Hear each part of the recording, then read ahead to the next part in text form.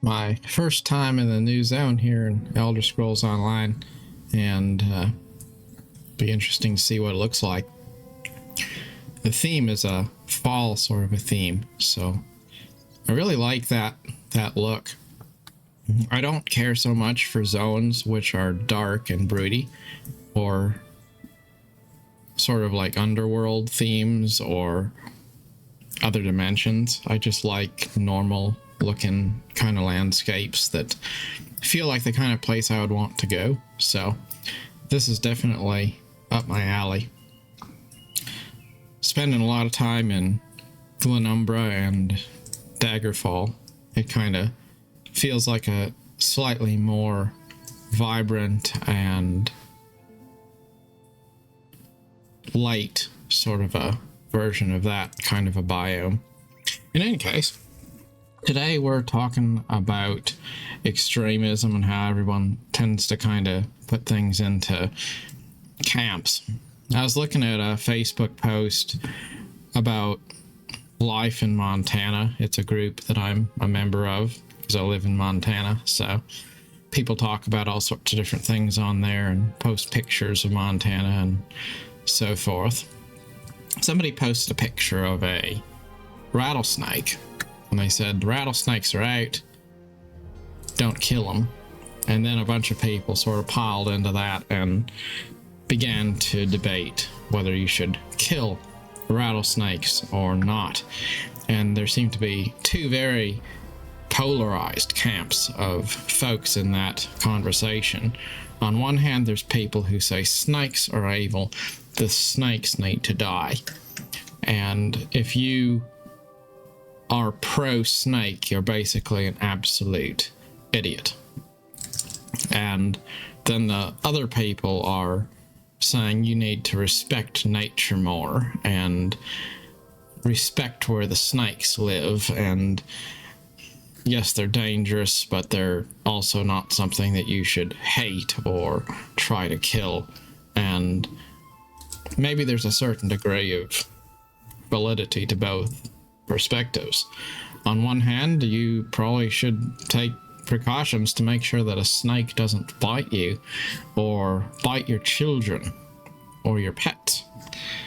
So perhaps a poisonous snake like a rattler is something that you would be totally justified in killing under certain circumstances. If you encounter one, you have to be very careful because they are extremely dangerous creatures. But then at the same time, that doesn't mean that you should automatically hate other animals just because they're dangerous. As others have said, bears are dangerous. Mountain lions are dangerous. There's all sorts of dangerous animals out there, and part of getting along with nature is not trying to destroy everything that's dangerous. It's also finding a way to respect the boundaries of things which could do harm in the wrong set of circumstances, and also understanding that they are part of the natural order of the ecosystem and not necessarily viewing them as a bad thing in every circumstance. A bear could be dangerous. Doesn't mean that you have to hate bears. You just learn to stay out of their way. And that doesn't mean you should be out destroying them. But then at the same time, you can't let bears be just decimating campsites and things either. So it's a good example of how anything can generate a polarized community of people who take sides, and they feel like you got to be one side or the other. Are you pro rattlesnake or are you anti rattlesnake? And once people get into that mood, they don't really have any willingness to see that kind of shades of gray, a bit of both worlds, middle ground. And then the conversation becomes ridiculous and people start to devolve into caricatures of themselves.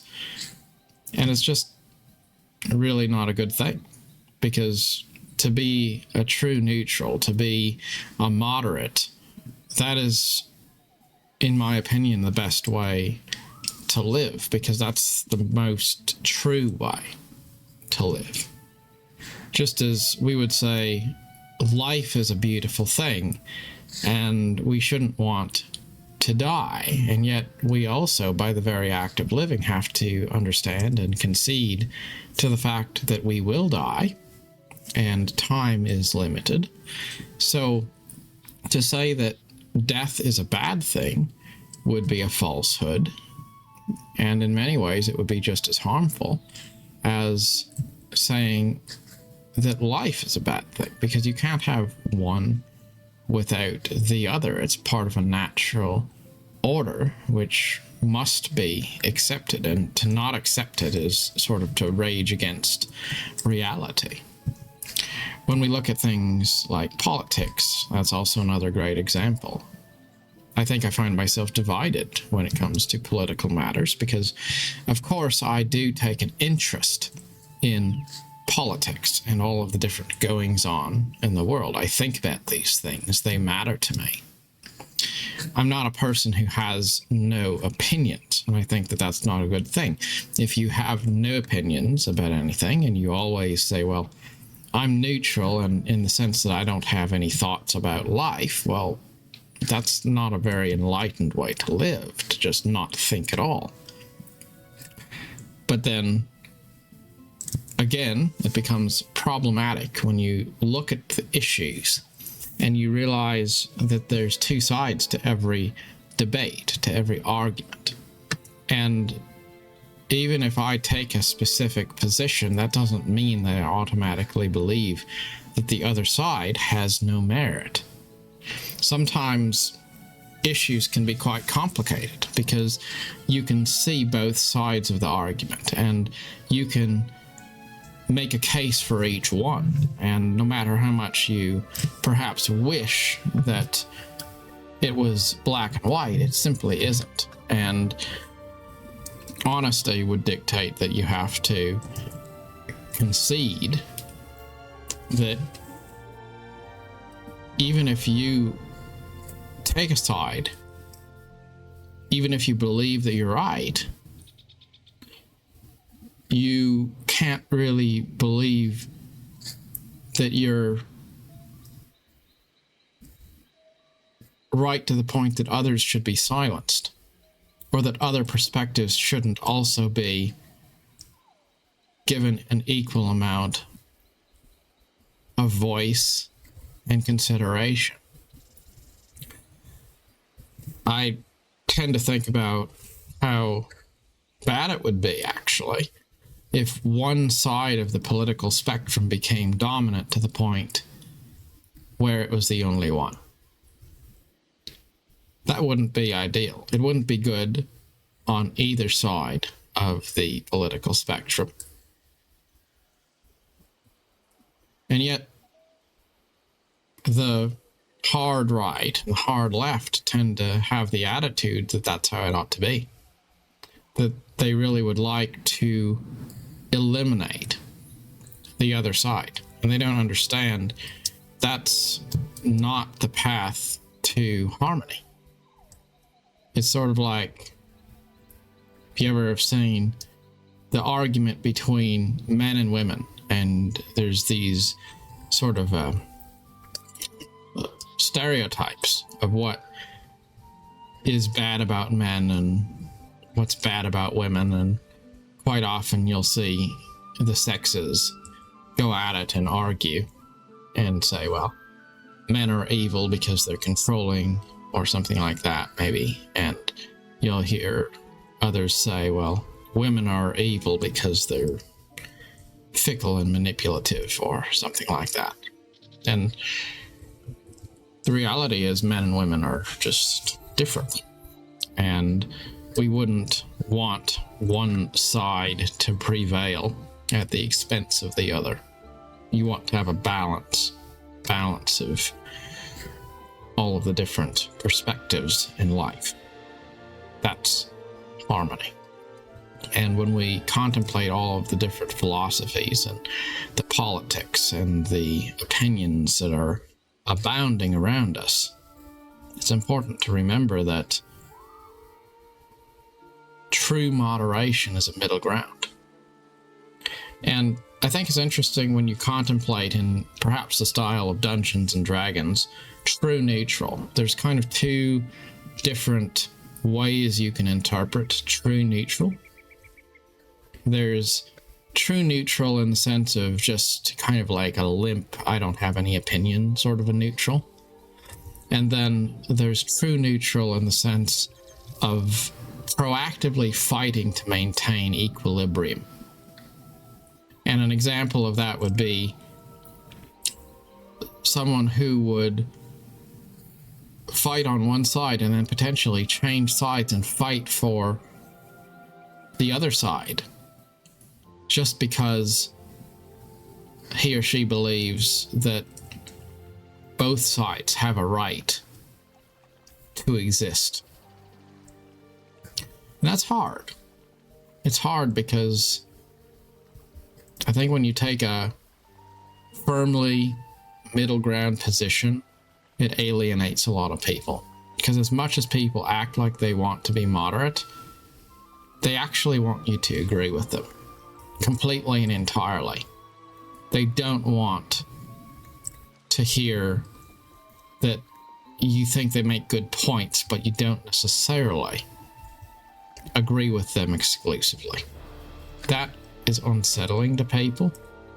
And once they realize that you're not going to agree with them 100%, they tend to just shut you out entirely and say, well, you're the other side. You're not aligned with their agenda. Therefore, you can't be at the table.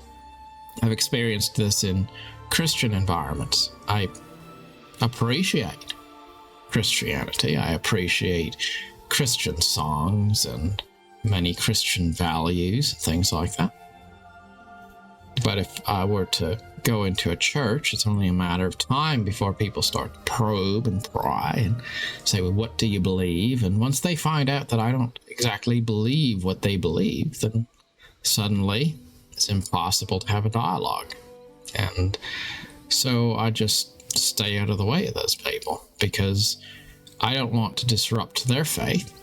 I don't want to disrupt their way of life. And I also don't want to be in a situation where the environment is adversarial. Same thing with political circles. I see both sides, and I can see that there's value in both sides in almost every circumstance. But I've also come to realize that's not how most people look at the world. And I think that's disappointing. When you look at life through the lens of truth, eventually you have to concede that the truth is filled with inconvenient things. And, you know, I was thinking about this whole Palestine and Israel debate because it's becoming more and more of a thing. And I think it's a great example of what I'm talking about just because it's a current real world thing going on. It's terrible to see civilians stuck in the middle of conflict. And again, we see, to the point I made earlier, we see so many examples of people that want to take sides, and they'll say, well, I'm pro-Israel or I'm pro-Palestine, one or the other. And somewhere in there, the truth is actually put on the back burner, and instead it's just dividing everybody into two buckets and then picking which team you're on. That's what it boils down to. But that's not how it ought to be. You know, some inconvenient truths that I think are worth mentioning is that no matter how much you want to say that you object to perhaps something that Israel's doing. It's also true that throughout much of the Middle East, the Muslim countries, where people are fundamentalist Islamic, they don't respect Western values. They have a different way of looking at the world. And I respect that, because the world is filled with many different cultures, and I do think that they should be able to coexist. But there are some perspectives which don't believe in coexistence, that don't believe in equal rights, that don't believe in women's rights. There's places in the Middle East where women are still commonly treated like slaves, where women aren't allowed to drive a car. You see, those are the kinds of things which, no matter how much you empathize with people who are different than you, these are things that are relevant. Because some people oppose liberal values. So it doesn't make a lot of sense for liberal people to go out of their way to advocate for and take the side of other people who deliberately oppose their values or existence. It's kind of like if I went out there and I said a bear is cute and fuzzy, so I'm going to advocate for the bear because the bear has a right to exist. Well, that's good. I'm all about conservation, until you get to the point where you start to act as if the bear is your friend and it's like Winnie the Pooh. Well, it's not. It's not like Winnie the Pooh. It'll rip you up. So you got to be a little careful about this. How far down the path do you go, taking the side of somebody who ultimately is never going to take your side? You can try to make excuses for people, and you can try to understand where they're coming from.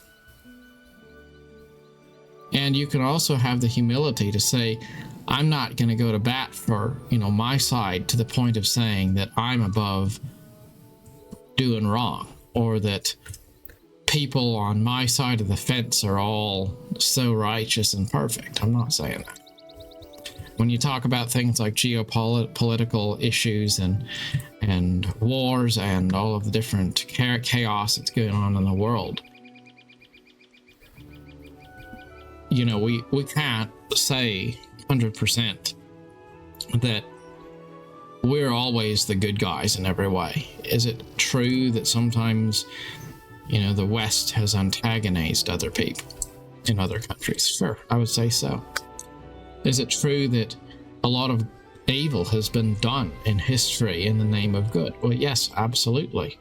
Is it true that harm has been done by perhaps even good intentions, but still harmful results? Yes, it certainly is. But I think sometimes people want to rebel against things just because they kind of are going through a teenager complex. Like you ever have a teenager, right? Maybe you haven't. Maybe you were one. I don't know.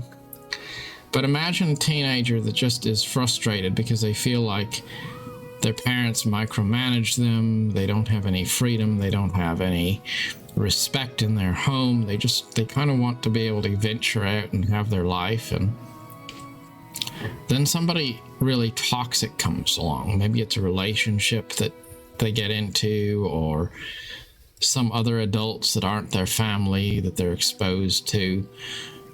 And then you have the situation where someone will jump from one situation which maybe isn't ideal into another situation which is actually in many ways worse than the one that they're coming from.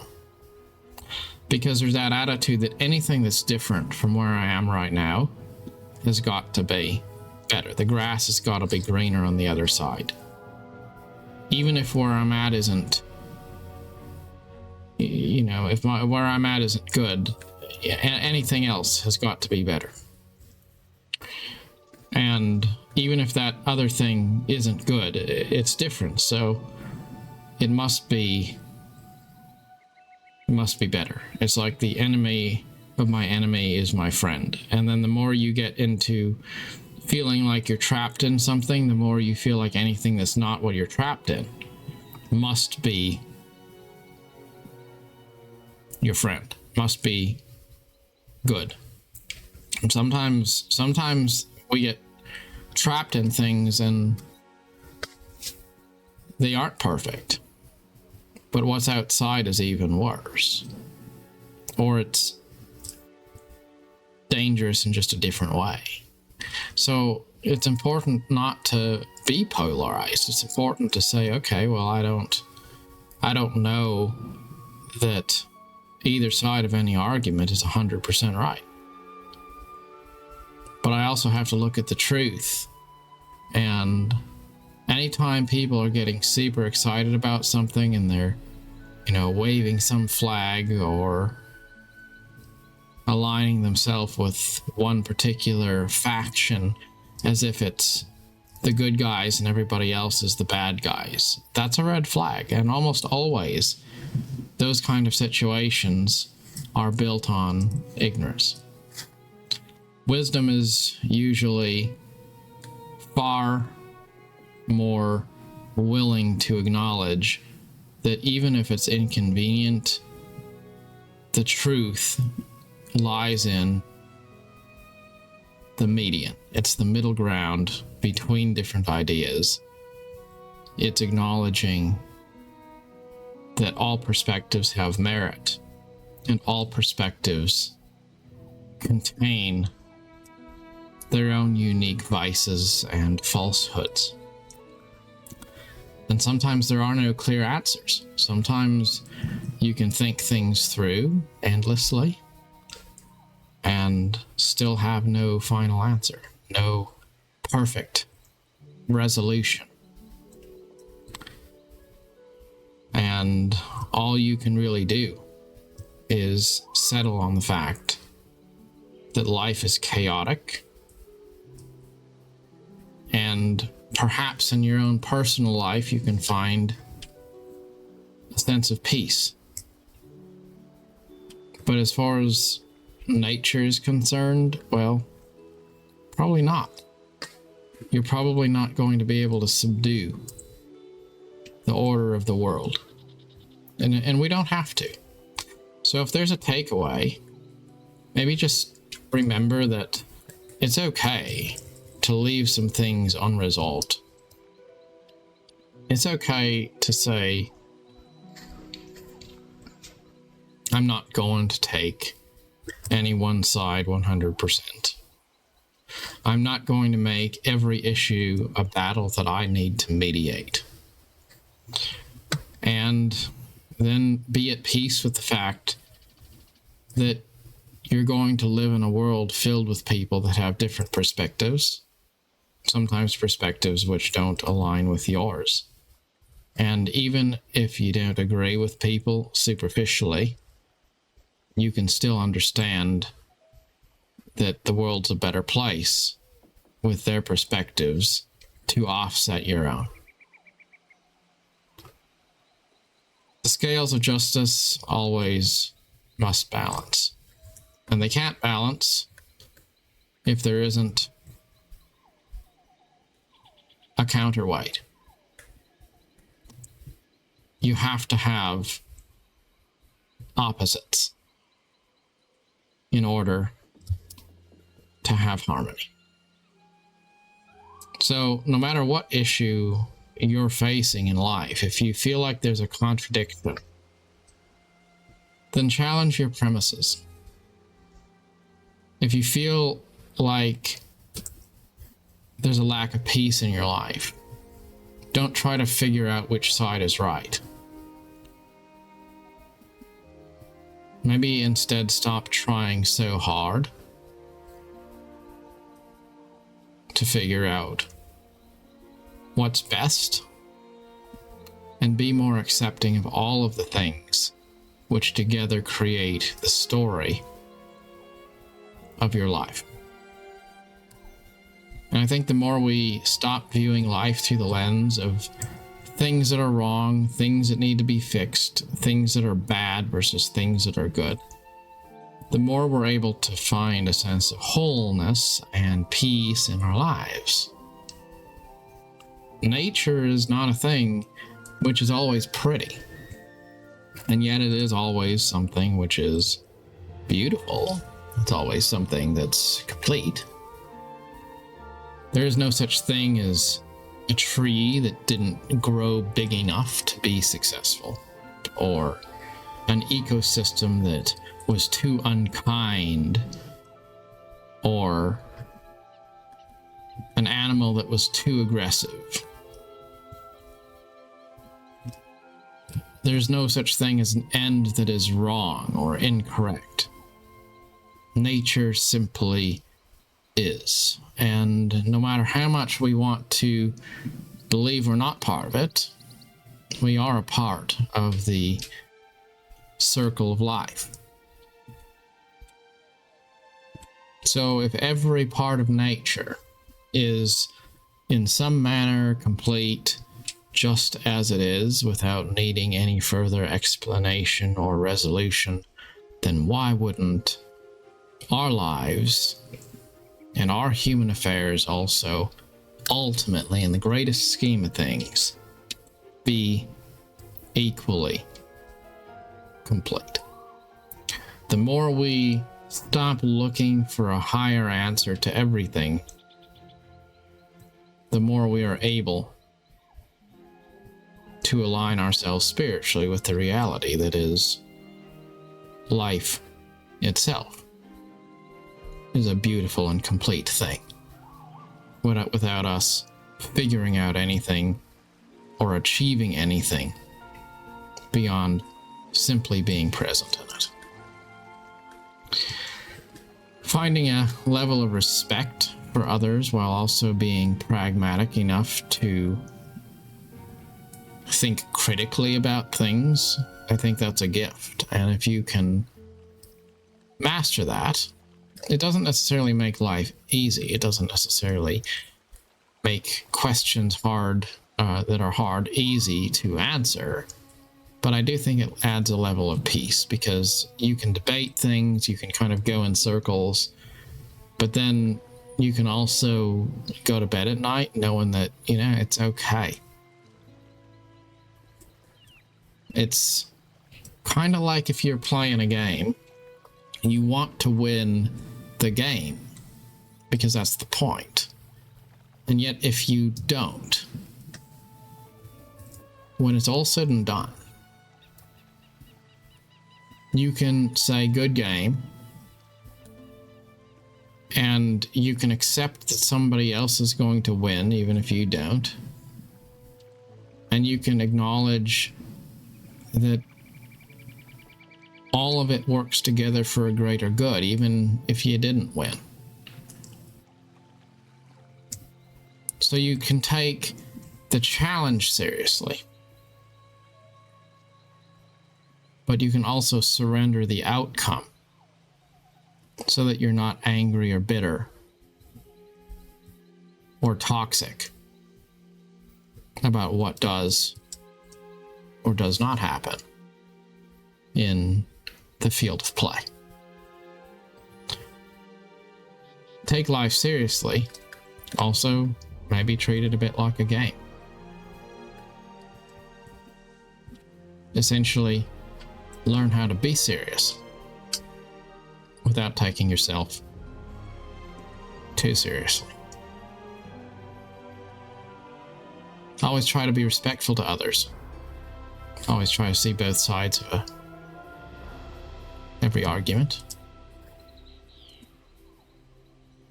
Always think for yourself, but don't think so highly of yourself that you can't bear to change your mind.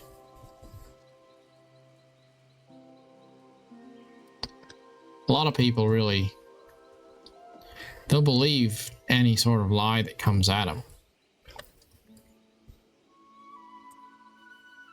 But what they won't do is actually challenge their own premises. I think that's really important too, because there's a lot of liberty to be gained from learning how to say, this is a position I have, I stand on this, this is what I believe, this is what I think is right. But then also be willing and able to say, you know, I was wrong. I have to change my position, because after I think about this more and I consider a little bit more the body of evidence before me, I have to conclude that I'm going to change my position on something. That takes a lot of courage. So, I'll close with a phrase I like, quoted by Judge Learned Hand. He said, "The spirit of liberty is a spirit that's not too certain that it's right." I really enjoyed that because it's true. The most wise person you'll ever meet is probably not going to tell you that they're right about everything. They're going to be the person that's willing to hear you, even if their views don't align with yours.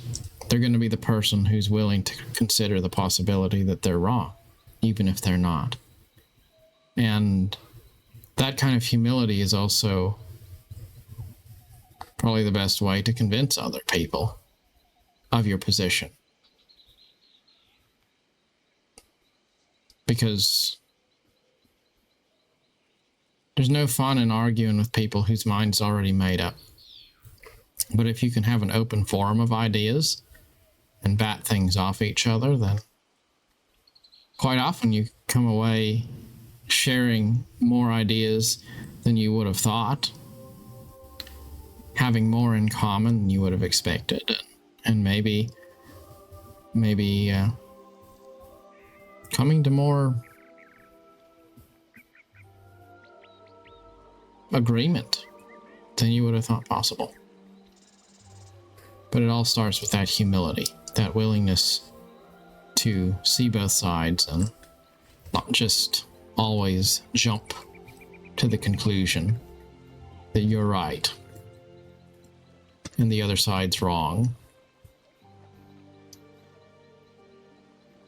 And to be so combative about everything. Whether it's politics or rattlesnakes, it's all kind of the same thing in the end. It's best to pick, whenever possible, the middle way in life. Wherever you find yourself in life, good luck on that journey, and thanks for watching, always.